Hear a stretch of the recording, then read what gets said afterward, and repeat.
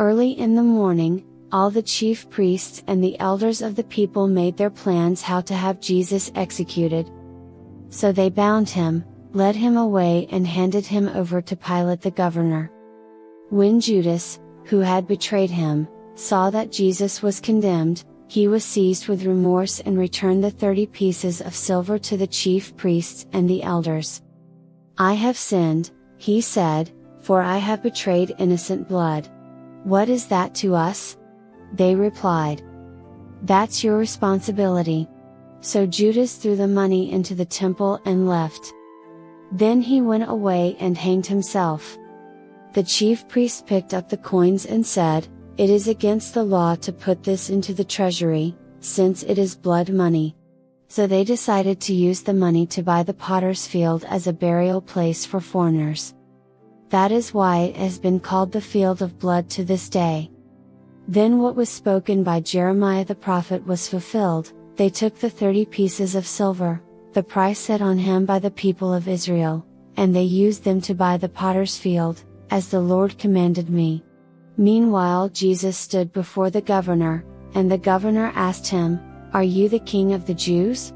"You have said so," Jesus replied.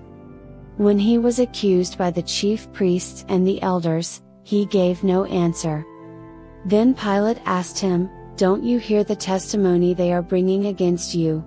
But Jesus made no reply, not even to a single charge, to the great amazement of the governor. Now it was the governor's custom at the festival to release a prisoner chosen by the crowd. At that time they had a well-known prisoner whose name was Jesus Barabbas. So when the crowd had gathered, Pilate asked them, "Which one do you want me to release to you, Jesus Barabbas, or Jesus who is called the Messiah?" For he knew it was out of self-interest that they had handed Jesus over to him. While Pilate was sitting on the judge's seat, his wife sent him this message, "Don't have anything to do with that innocent man, for I have suffered a great deal today in a dream because of him." But the chief priests and the elders persuaded the crowd to ask for Barabbas and to have Jesus executed. "Which of the two do you want me to release to you?" asked the governor. "Barabbas," they answered. "What shall I do, then, with Jesus who is called the Messiah?" Pilate asked. They all answered, "Crucify him." "Why? What crime has he committed?" asked Pilate. But they shouted all the louder, "Crucify him." When Pilate saw that he was getting nowhere, but that instead an uproar was starting, he took water and washed his hands in front of the crowd. "I am innocent of this man's blood," he said. "It is your responsibility." All the people answered, "His blood is on us and on our children." Then he released Barabbas to them. But he had Jesus flogged, and handed him over to be crucified. Then the governor's soldiers took Jesus into the praetorium and gathered the whole company of soldiers around him. They stripped him and put a scarlet robe on him, and then twisted together a crown of thorns and set it on his head. They put a staff in his right hand. Then they knelt in front of him and mocked him. "Hail, King of the Jews," they said. They spit on him, and took the staff and struck him on the head again and again. After they had mocked him, they took off the robe and put his own clothes on him. Then they led him away to crucify him. As they were going out, they met a man from Cyrene, named Simon, and they forced him to carry the cross. They came to a place called Golgotha, which means the place of the skull. There they offered Jesus wine to drink, mixed with gall, but after tasting it, he refused to drink it. When they had crucified him, they divided up his clothes by casting lots. And sitting down, they kept watch over him there. Above his head they placed the written charge against him, "This is Jesus, the King of the Jews." 2 rebels were crucified with him, one on his right and one on his left. Those who passed by hurled insults at him, shaking their heads and saying, "You who are going to destroy the temple and build it in 3 days, save yourself. Come down from the cross, if you are the Son of God." In the same way the chief priests, the teachers of the law and the elders mocked him. He saved others, they said, but he can't save himself. He's the King of Israel. Let him come down now from the cross, and we will believe in him. He trusts in God. Let God rescue him now if he wants him, for he said, I am the Son of God. In the same way the rebels who were crucified with him also heaped insults on him. From noon until 3 in the afternoon darkness came over all the land. About 3 in the afternoon Jesus cried out in a loud voice, Eli, Eli, lema sabachthani. Which means my God, why have you forsaken me? When some of those standing there heard this, they said, He's calling Elijah. Immediately one of them ran and got a sponge. He filled it with wine vinegar, put it on a staff, and offered it to Jesus to drink. The rest said, Now leave him alone. Let's see if Elijah comes to save him. And when Jesus had cried out again in a loud voice, he gave up his spirit. At that moment the curtain of the temple was torn in two from top to bottom. The earth shook, the rocks split and the tombs broke open. The bodies of many holy people who had died were raised to life.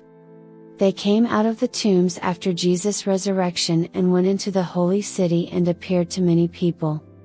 When the centurion and those with him who were guarding Jesus saw the earthquake and all that had happened, they were terrified, and exclaimed, Surely he was the Son of God. Many women were there, watching from a distance. They had followed Jesus from Galilee to care for his needs. Among them were Mary Magdalene, Mary the mother of James and Joseph, and the mother of Zebedee's sons. As evening approached, there came a rich man from Arimathea, named Joseph, who had himself become a disciple of Jesus. Going to Pilate, he asked for Jesus' body, and Pilate ordered that it be given to him. Joseph took the body, wrapped it in a clean linen cloth, and placed it in his own new tomb that he had cut out of the rock. He rolled a big stone in front of the entrance to the tomb and went away. Mary Magdalene and the other Mary were sitting there opposite the tomb. The next day, the one after Preparation Day, the chief priests and the Pharisees went to Pilate. Sir, they said, we remember that while he was still alive that deceiver said, After 3 days I will rise again. So give the order for the tomb to be made secure until the 3rd day. Otherwise, his disciples may come and steal the body and tell the people that he has been raised from the dead. This last deception will be worse than the first. Take a guard, Pilate answered. Go, make the tomb as secure as you know how. So they went and made the tomb secure by putting a seal on the stone and posting the guard. After the Sabbath, at dawn on the 1st day of the week, Mary Magdalene and the other Mary went to look at the tomb. There was a violent earthquake, for an angel of the Lord came down from heaven and, going to the tomb, rolled back the stone and sat on it. His appearance was like lightning, and his clothes were white as snow. The guards were so afraid of him that they shook and became like dead men. The angel said to the women, Do not be afraid, for I know that you are looking for Jesus, who was crucified. He is not here, he has risen, just as he said. Come and see the place where he lay. Then go quickly and tell his disciples, He has risen from the dead and is going ahead of you into Galilee. There you will see him. Now I have told you.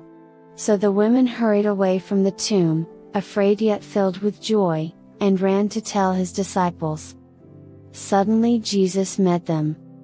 Greetings, he said. They came to him, clasped his feet and worshipped him.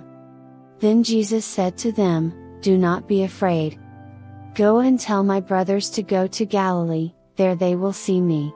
While the women were on their way, some of the guards went into the city and reported to the chief priests everything that had happened. When the chief priests had met with the elders and devised a plan, they gave the soldiers a large sum of money, telling them, You are to say, His disciples came during the night and stole him away while we were asleep. If this report gets to the governor, we will satisfy him and keep you out of trouble." So the soldiers took the money and did as they were instructed. And this story has been widely circulated among the Jews to this very day. Then the 11 disciples went to Galilee, to the mountain where Jesus had told them to go. When they saw him, they worshipped him, but some doubted. Then Jesus came to them and said, "All authority in heaven and on earth has been given to me. Therefore go and make disciples of all nations, baptizing them in the name of the Father and of the Son and of the Holy Spirit, and teaching them to obey everything I have commanded you. And surely I am with you always, to the very end of the age." Thank you for watching. Please subscribe, like, and share.